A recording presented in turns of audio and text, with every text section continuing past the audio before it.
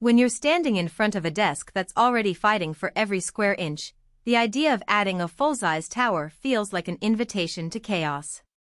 At the same time, you know you need more horsepower than a typical laptop can reliably deliver, especially if you run several virtual machines, edit 4K video clips, or keep a handful of browser tabs open while crunching data.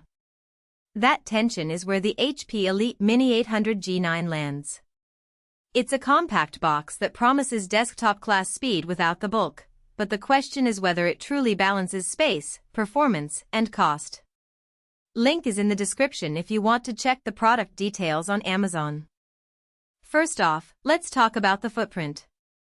The chassis measures just under 7 inches on each side, which means it slides neatly onto a crowded workbench, tucks under a standing desk, or even lives on the back of a monitor.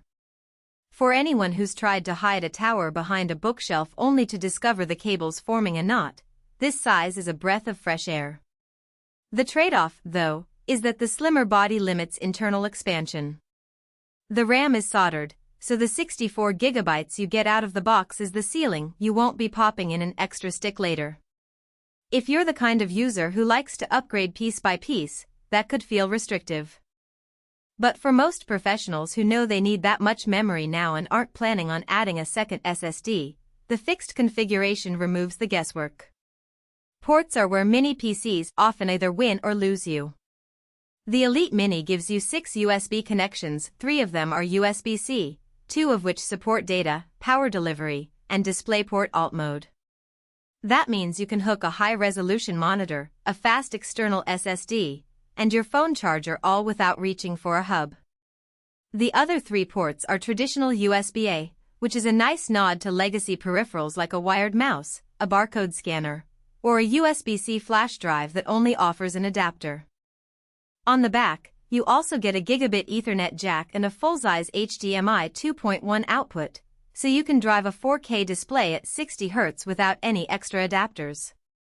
In practice, I've found the combination of USB-C and A eliminates the need for a separate docking station for my dual-monitor setup. Just plug the monitors into the HDMI and USB-C, and the rest of the desk stays cable-free.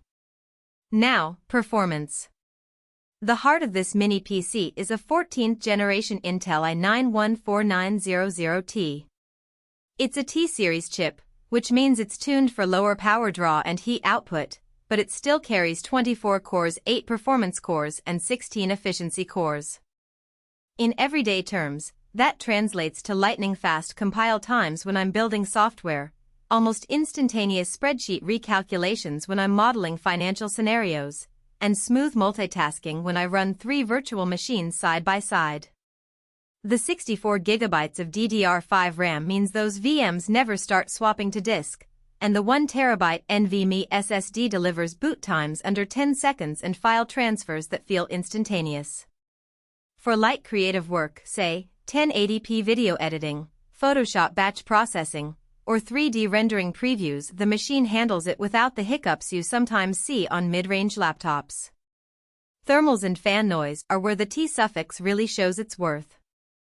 Because the processor is designed for low-power operation, the cooling system stays mostly quiet, even when the CPU is pushing 70% of its turbo boost.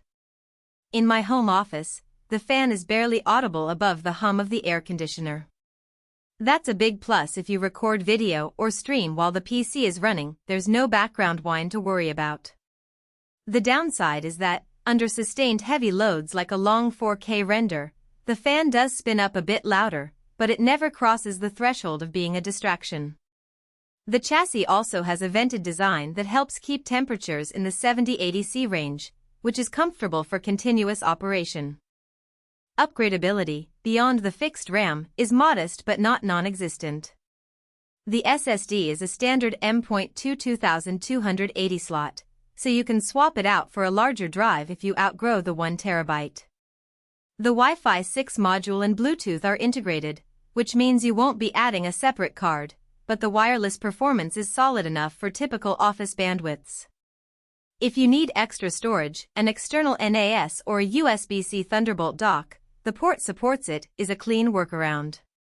When does a mini PC like this stop making sense? If you're a gamer who wants the latest RTX 40 series GPU, the answer is quickly. The integrated Intel UHD Graphics 770 can handle everyday tasks and light media work, but it won't push high frame rate titles at 1440p.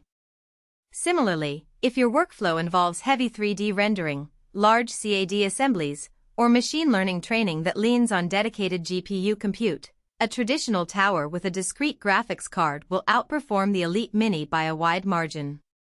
For those who travel frequently and need a single device that does everything, a high-end laptop still beats a desktop box on portability, even if it's a bit heavier.